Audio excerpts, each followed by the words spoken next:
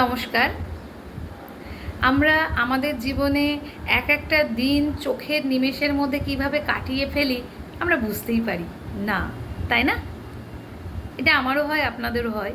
তা কিভাবে আমরা আমাদের দিনগুলো কাটিয়ে ফেলছি সেটাই আমি আমার কবিতার মাধ্যমে তুলে ধরব। যদি আমার ভিডিওটা আপনাদের ভালো লেগে থাকে তাহলে লাইক অ্যান্ড শেয়ার করবেন।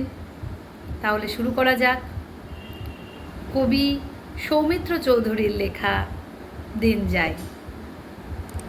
চলে গেল আস্ত একটা দিন, ধীর পদক্ষেপ, কুয়াশা ঢাকা সকাল গড়িয়ে দুপুর রোদে খাক হয়। রক্তিম বিকেল, পশ্চিম আকাশের বাহারি আলো রং ক্রমশ ডুবে যায় কালো অন্ধকারে। রাত্রি গাঢ় হলে গভীর ঘুম, পাশ ফিরলেন। আধারেও আলো নিয়ে এতদিন যারা ছিলেন জাগ্রত নিদ্রাহীন, নমস্কার।